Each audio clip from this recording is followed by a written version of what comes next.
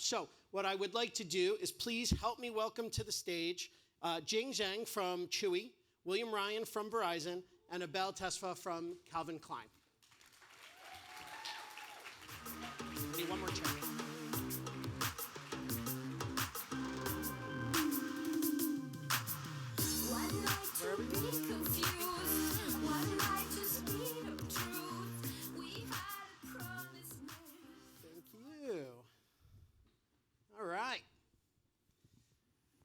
Thank you guys for being here. What did you think of the content so far? It's great. Yeah? I was very impressed with the first speaker. Oh my God, I'm a big fan of her. So it's like a little fan moment there. Abel, what do you think so far? You're a veteran. You've been with us a few years now. Honestly, well, 1 year, but thank you. I appreciate you giving me that. But no, honestly, the content's been really great, and I can't wait to even hear even more. I know these are really good opportunities for all of us networking and get to talk about all the fun stuff when it comes to paid search. Well, you're about to add to that content, so pressure's on. And Will? Is this on? Okay. I would say very relevant and very inspiring. All right. Awesome. Add our take onto it. So let's get into it. Let's mix it up. We talked about several topics so far. I think the consumer experience is one that we're all trying to figure out as we look to diversify media and media spend, our portfolio, everything that we're doing, to try and get to desired business outcomes. So we have three distinct companies being represented who have very different goals. So Jing, how about you start us off? Do you think, or have you seen in the last couple of years, a difference in the way consumers are actually interacting with your brand, how they're finding your brand? Yeah, I think that's definitely a great question. We definitely have seen significant shift over the last few years for the e-com, specifically for the pet industry, not just because of the impact of COVID, but the involvement of technology as well. Consumers are expecting more, convenience and immediacy. They're expecting to get their shipment fast and free delivery, and also the brand to be able to provide the lowest price. And additionally, they're also expecting certain level of personalization, like brand to recommend products or services that's most relevant for their pet stage or their household situation. So yeah, a lot of exciting shipment here, and we're definitely evolving along with our customers along this journey. All right, Abel? Yeah, on the fashion side of things, it's really interesting. We've noticed, especially with our consumers, they've really gone to more of a research phase. So they're looking at multiple brands, not just Calvin Klein. They're looking at other competitors and kind of seeing, like, does this fit my style? Does this fit my price point? So what we learned is, like, understanding, like, okay, what part of the journey is this consumer in, and finally tailoring that personalization, that messaging to make sure it's fitting their needs. And Will, you've got a big technology launch coming up. You had a busy week this week. How does Verizon look at all of this? Well, there's some other people in this room that work in my sector, but I would say it's the value you're providing. Am I right? Value. So what do people want? Everyone want to pay the least amount possible for something, and they want the most out of it. They want perks. They want to be appreciated. So it's all about making sure that you're identifying the value that consumers are looking for, and you're not just saying, here it is, X price. Okay, so because of that, and I'm hearing really a theme here, which is value, convenience, and relevancy through customization. Has your approach, has your strategy, has your team's strategy shifted as a result of some of these consumer behaviors? I think so. I think it's important to look at measurement first.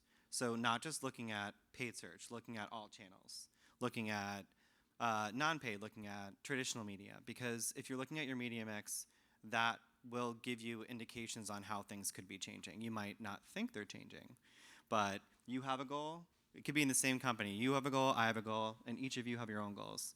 But somehow we all have to hit one goal. So if we're not talking, that's a problem. Then if we're not talking, consumers are likely not getting all the angles of what they're looking for. So. Yeah, I definitely echo that point, especially when it comes to the holistic approach there. The way we kind of look at it on my end is like we're looking at every part of the funnel. So we're looking at, are people aware of our brand? Are people considering our brand? are they already customers? Are we trying to retain them? And really understanding where that lies holistically and understanding where that incrementality even lies. And obviously with measurement, media mix models, all that stuff, media mix will be definitely the word I say quite a bit today, just an FYI. And really understanding, okay, how incremental is that person? Are they net new? Are they not net new? Could we get them somewhere else? And really communicating with all those channels and understanding, okay, like how much media dollars should I go in each part to make sure I am maximizing fullest potential? We should have done ad marketplace bingo, because that word is going to come up, and we've got a great measurement panel later where we're going to cover off on that. Jing, what about you? I would say it's pretty similar, that's for sure. And the other focus area is automation, not just on like day-to-day operation, but also on the reporting and analytics insights part of things. Really trying to truly understand your customer, where they are at the journey, and meet them where, at the right stage, and providing the most relevant value for them. All right, so you guys already brought it up, incrementality, right? Let's just jump into it. When we think about that word, it has very different definitions to different marketers. So could you define incrementality in your own words based on what you or your brand thinks incrementality actually is? Yeah, I can kick that off. In regards to with our brand, incrementality, at the end of the day, it's at some sort of ROI target. And the way we kind of like evaluate things is like each channel has that target. And obviously we'll look at that from a last touch model, and we'll also look at the media mix model. Obviously with media mix, there are some drawbacks. Timing, it could take 3-6 months to even get an understanding of like how incremental that person is to that dollar sign. But what you can do is understanding from the last touch model, going in high for specific parts of like maybe awareness, consideration, and then using your lower funnel areas, maybe like paid search, to remarket. Because obviously we know for upper funnel things, ROI is not there. It won't be there all the time. But we know long term you're getting those people in from, is brand search demand up? Are you able to remarket those exact people that you were doing from another channel and seeing that they convert later down the road? I think for us, it depends on which team you talk to.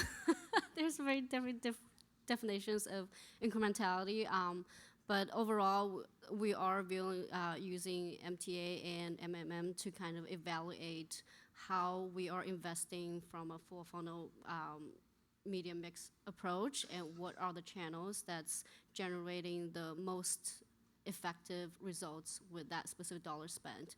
Are we generating more customers from this channel because of this investment, or are we basically just shifting things from one bucket to the other? So this is a conversation that we have a lot with our finance partners. So it's very important to invest into automations and reportings and all these different measurement tools. See, it's not just that different companies have different definitions. It's people within those companies have different definitions that provide the challenge. Will? Oh, do they? I would say if you test something new or you're implementing something new that didn't exist before, for me it would be a net gain in conversions, whatever that KPI may be, and also seeing a total lift in your overall cost per or whatever you're looking at in terms of media efficiencies. So there has to be something, a net gain. If there's not a net gain, then it's not necessarily incremental. All right, so I may have already answered this question through the last one, but we all have pains, we all have struggles, we all have concerns and challenges. What is the one thing right now that keeps you up at night? What's the one thing where 3 or 4 o'clock in the morning when you can't sleep, that's what's on your mind? What's bothering you today that you're trying to solve for? There's a lot that keeps me up at night. I don't even know what half of them are, but I went to bed at 10, but I really went to bed at 11:30. Sorry. I would say one of the things, because I try to leave work at work, or in my case, when I close the laptop and I walk away from it. But I would say, what's the next thing that a publisher like Google's going to do, like PMax, that's going to just rattle the cages out of the blue and just cause a lot of, undue stress. But then, you work through and you try and figure it out. But yeah, it's what changes could come down the pipeline that we're not actually ready for. Do we have enough resources on deck? That, and people who may not understand digital as much, from different parts of an organization. Sometimes they get your name, different ends of maybe what we worry about. But all right, Abel, what's keeping you up at night? Yeah, I think one big thing, and we talk about this all the time, especially in my job. Cannibalization, especially when it comes to automation. PMAX is a great example. We've done a lot of extensive research on our end. We've been noticing opening up PMAX, able to scale, get ROI efficient conversions, that's great. But what we're noticing is we're seeing at the cost of organic, at brand text. And what we're seeing is Google's just taking that same traffic, funneling into PMAX, which is theoretically more of an expensive channel. So at the end of the day, our program is losing some ROI based off that. So we've actually been doing some very extensive testing to figure out, like, okay, let's say we don't have our brand name on PMAX. What would happen? And we're already seeing very positive results. So it's really like finding the niche in the armor when it comes to automation and then not being afraid to test it afterwards. These speakers have not been compensated. Jane? There are probably two main things I can think of. One, first is just the general rising cost of media, and we're trying to navigate and managing that increasing cost of CPC and cost per customer, whichever metric, versus the efficiency that we're trying to deliver at the end of the day. And on top of that, I think the level of transparency is decreasing every year with the major partners that we work with. So that is a major challenge that we are trying to push boundary every single day. All right. So, buying mechanisms aside, search has evolved. It is a ever-changing landscape right now. It is right now so up in the air on what's going on. Is there something that's really surprised you and your teams around search and around how users are engaging? Is there something new or something that you're looking forward to that's taking place right now? I'm just going to bring PMAX up again real quick. Oh, okay. If you guys haven't heard of it. Who here has been personally victimized by PMAX at one time or another? That's it? Oh, there we go. All right. That goes kind of on theme with the burn book before. So There's video. People are still afraid. this isn't being recorded, is it? It's It's fine not. if it is. I would say PMAX because you never really get full transparency, and it's been a battle. And when you're trying to test something, you have to look at what you're testing and then what your concerns are. And then you have to be monitoring both success, but what could the areas of concerns be that you may not have thought about before. So it's not just like, great, it works, or no, it doesn't, but why? And then what else is going to come from that? Yeah, one big thing that's really surprised me is kind of this movement towards demand gen and a lot of these bigger like programmatic buys with these like very broad targeting, and all these reps are kind of saying, oh, they're cheaper, you're going to get all these extra people to site, but it's like you're trying to trade off quantity for quality, and we're not looking at bounce rates or other secondary metrics, and then it's like, oh yeah, it's cheaper, but I just spent $200K for a minimum, for what? For getting people that bounce at 80% for my site? That doesn't make any sense to me. I'd rather go to a paid social where I can do more very specific targeting. Yeah, it's a little bit more expensive, but are you getting the people that you want to convert at the end of the day? Love it. For us, might be a slightly different answer, but just from consumer media consumption perspective, I think consumer journey has been much more fragmented every year, and they are discovering products not just on the major search engines, but also on like social platforms, influencers. So this has been maybe a very delightful surprise for us, and it truly is the area that we're trying to lean into and trying to see how we can continue to expand our reach. Love it. So, yeah, listen, measurement, you've already brought it up several times. It's a key component to what we do. It's probably the most important thing that we do, right, is really accurate, transparent attribution.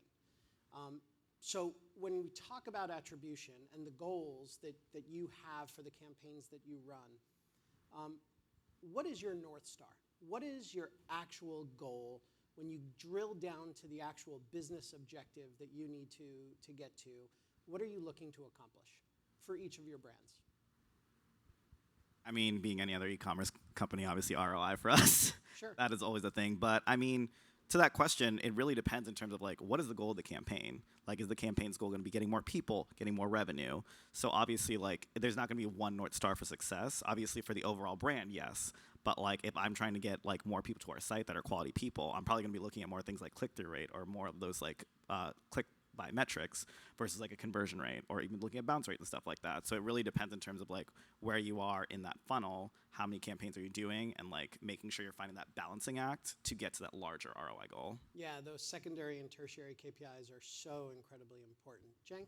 Yeah, I think we're in the same industry. It's pretty much similar. It really depends on what you are trying to achieve with that specific strategy. If we boil it down easily, if simply maybe just ROAS, that's kind of the most simple metric that we can explain. But we're also really much focused on looking at our customer cohorts and focusing on investing more in customer development and making sure that they are, staying within our ecosystem and continue to be long-term customer for us. So like LTV is another metric that we also look at as well. I would say a lot of metrics. We don't have just one North Star. But I think you have to look at it by team. So my team might focus more on CPA, but finance might focus on something else in a different way. Other digital channels, non-digital. So I think it's important to look at what I'm doing from a last touch perspective, but also compare it to all touch, to medium X modeling, because there's not just one North Star, but sometimes you have to back it into someone else's North Star to justify what you're doing in your program. If you want to fight for more budget or fight for a new type of test you want to do, if there's something you need to also translate it to the audience that you're speaking with. If you need something from someone else, you have to know what their North Star is and then be able to speak to your North Star, but then translate it to theirs. So educate them, but then give them what they need to make the decision. I love that. So, and you brought up finance, and Annabelle, you've mentioned finance as well. How closely are you working with your internal partners, and how are you translating kind of the language? Because it's really, we talked about it last year. It's like finance is from Mars, marketing's from Venus. How do you bridge that gap, and how often are you talking to your finance partners? I will kick it off. I would rate us probably being on the closer to the best friend kind of spectrum. It did take a very long time to build this relationship.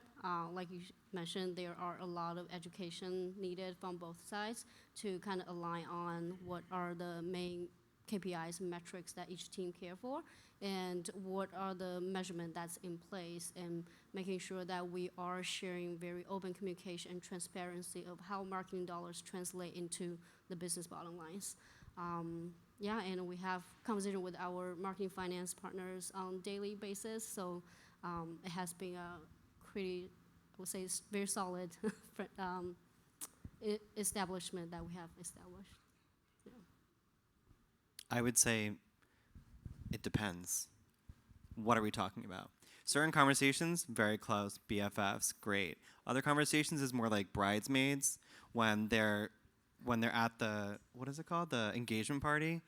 And it's Kristen Wiig versus, I forget her name. Helen knows the owner, that one. And they're both like, she's like, Vivar en la casa, let's go. And then the other one starts speaking Thai or something.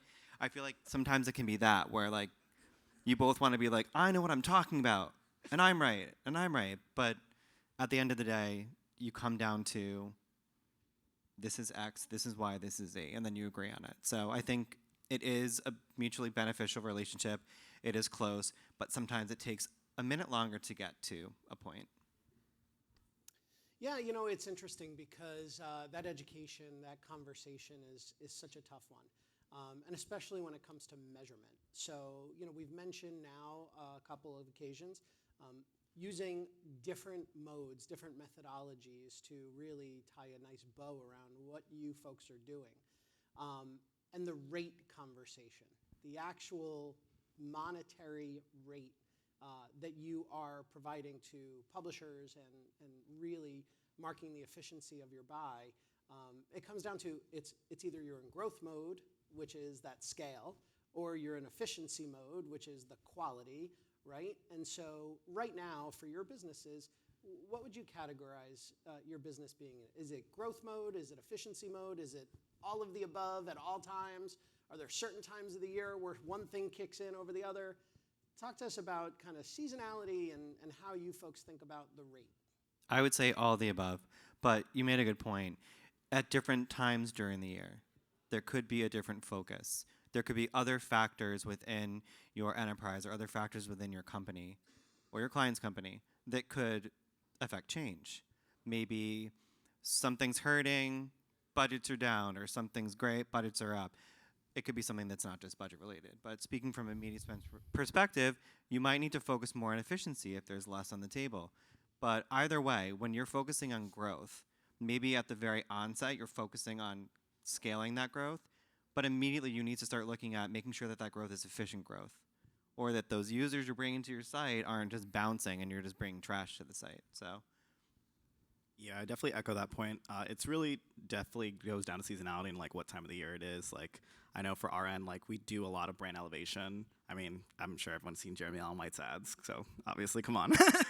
But no, it really goes down in terms of like, okay, like starting off at that high point where things might be like a little slower from a business perspective, get that elevation, get that brand demand going, and then hitting them hard when it comes to like a Q4, for example. That's just sales, sales, sales. So really garnering that audience earlier and building up that funnel at the top so you can convert them later down the road. It's very glad to hear we all share similar challenges. I think that's the same for us as well. Like we are, during a certain stage, we're hyper focused on growth and acquiring new customers, as many new customers as we can. But in the meantime, we have to be cautious on like with the speed that we are growing. Are we bringing quality customers, and are we continuing to re-engage in them with certain efficiency metrics? So it's a fun challenge to have, I think. The balancing act is always a Yeah, fun one, right? so let's talk about those efficiency metrics for a second and shift gears for a moment. You had mentioned, Abel, the scale and the quantity versus the quality. And so, here's a question. We've got standard KPIs that we hear all day long, ROAS, CPA, I can go on and on and on. Is your team thinking about things a little bit differently? Are there other metrics that are really kind of core to just your business or the way that you look at things that may be a little different than the rest of the crowd? Yeah, I know on our end, we definitely have a lot of secondary metrics. AOV is one of them. One that I think a lot of people find underrated is bounce rate. So that's actually a big one that we look at for all of our ad types, all of our initiatives that we're running. And the reasoning behind that is you can kind of use that as one of two ways. You can kind of use that information, go to your e-commerce team, noticing these pages aren't really working. We're seeing the bounce rates are really very high on it. Go to them, they can kind of figure out like what's going on. Or you can take it back on the media side where you notice, oh, I'm noticing like these, maybe PMAX is getting a really high bounce rate, programmatic is getting a very high bounce rate. Let's shift our media dollars based off that. So it's more of a cohesive strategy, not just on the media side, but the whole company is helping to really improve the site experience, the quality of the customer experience, not just the media in general. The relevancy, I love that. Anybody else? there's a lot of metrics, a lot of acronyms, especially in telco. I think some people here might agree, where like day one you walk in and you're like, huh? It's like the cats on Instagram, huh? Could just be me. Again, I think a lot. There's a lot of metrics, and it depends on what you're looking at. But there's a lot of secondary, tertiary, and you'd be surprised the number of people who actually their North Star is a secondary or tertiary, and you're like, no, like I'm doing this, and this is what we need, and they're like, no, but we need this too. So it's having those conversations, being on the same page, working with different work groups so that you all hit the same goal, but that you're being transparent on this is the goal that we need as an enterprise. These bubble up into it this way, and what you're doing is not doing that. So let's course correct it, and here's why. So I think it's, again, like giving the directive that needs to happen, but also the education that is needed to have people understand what you're saying. So you're not speaking at them, you're speaking with them. I think definitely agree with both of your points. We have a lot of internal metrics that we are tracking, and it really depends on which group you are speaking to.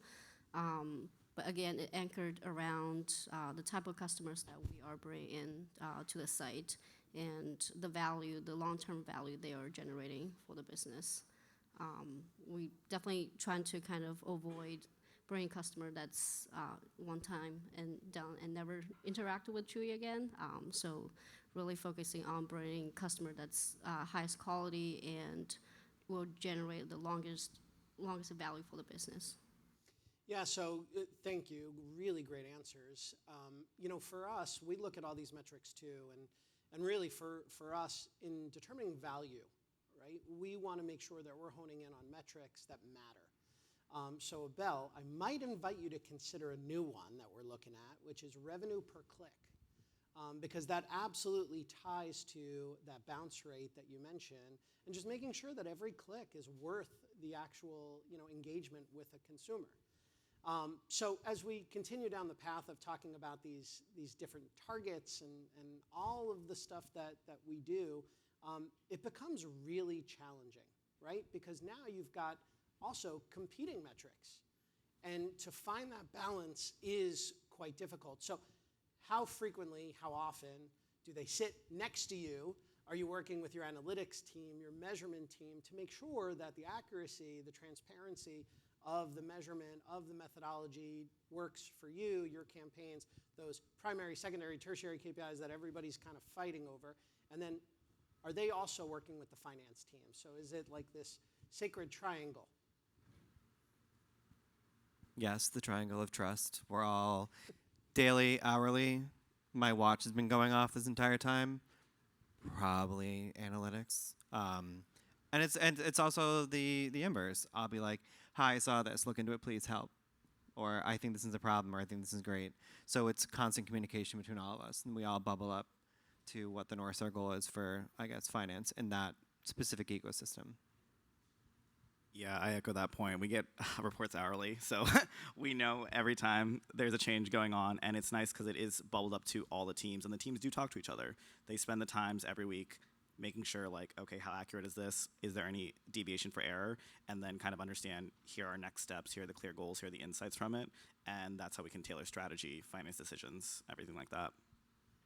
Yeah, similarly, we have probably like hourly dashboard going, making sure everything is trending as expected, and we do work super closely with our marketing science, marketing analytics team on all types of metrics that we are surfacing and delivering to the leadership.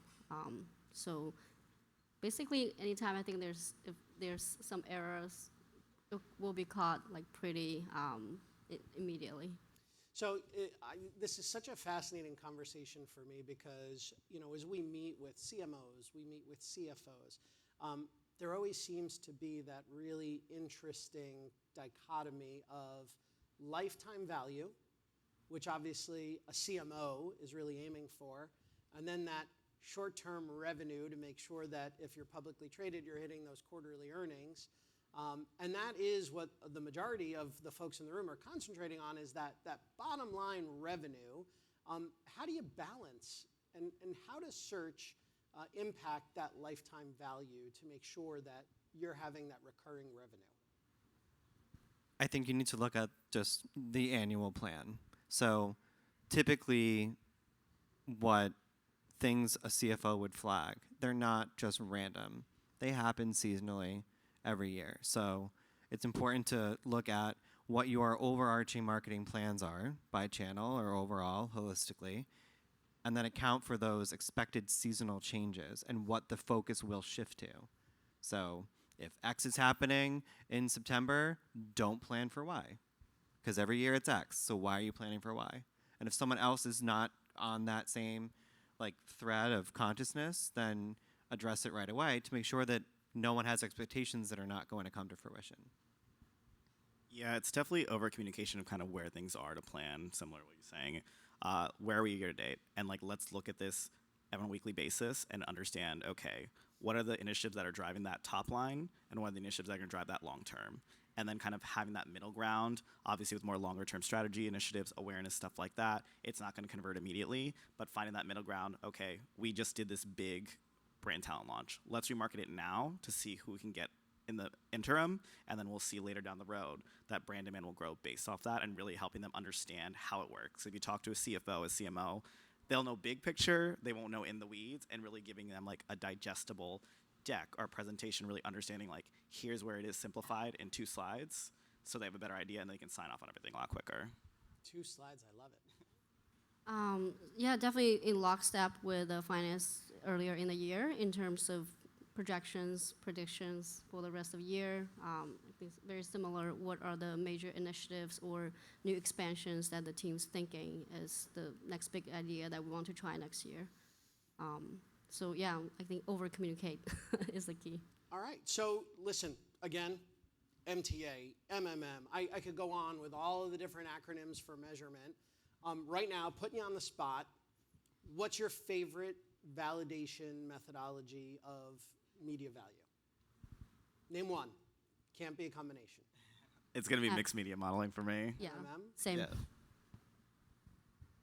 I might be older, so I'm gonna say my favorite is last touch because I can back into that in 3 seconds.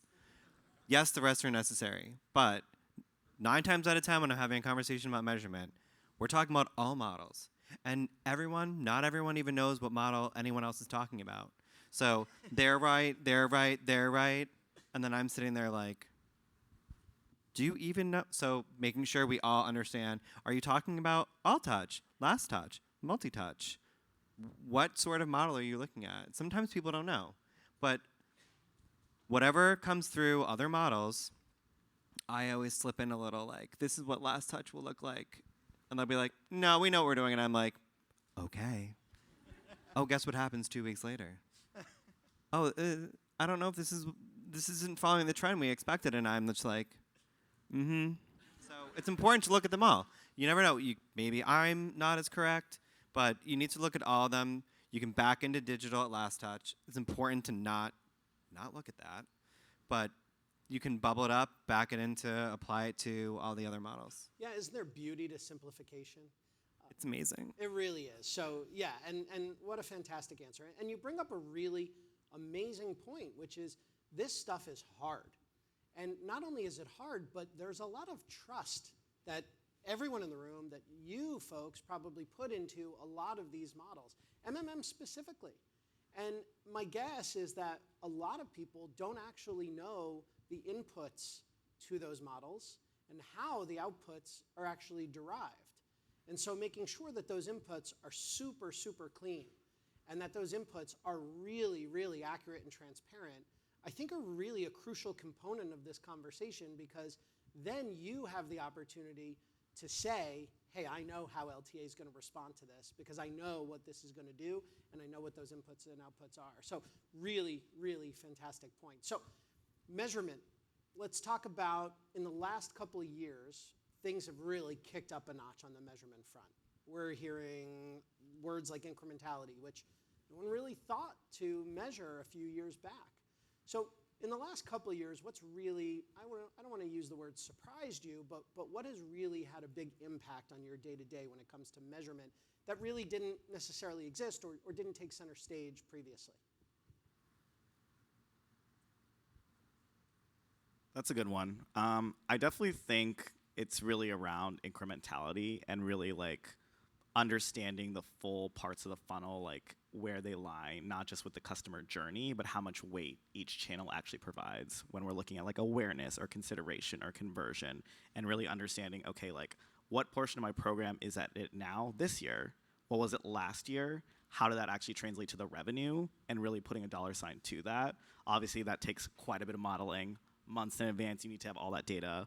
But like once you do get that, it helps with making more of those like macro decisions versus the micro changes that we're doing on a day-to-day basis. I think for me, it's quantity over quality and really looking at media mix modeling. So we can always back in with last touch and it can inform media mix modeling. But as you said, also looking under the hood. What are the assumptions in the data? Because you're going to find some fun stuff in there. And people will literally, it's the hill they will die on. But you need to just approach them in the cover of darkness, and you need to be like, listen. You and Kara, you're going to protect the country. I think for us, truly have the curiosity, not just taking the insights or results that's being delivered for by other teams and just take it as the answer. Always be prepared to test and validate, and continuously to validate if this is truly what will drive the best results, from full funnel perspective. All right. So we're going to be wrapping up in a minute, and you guys are going to get off the hot seat. A couple last questions. First is, what's got you really excited for this upcoming year, through the end of the year, and maybe next year? What's getting you really extra passionate about coming into work every day? I'm a little bit hesitant to say this word, AI.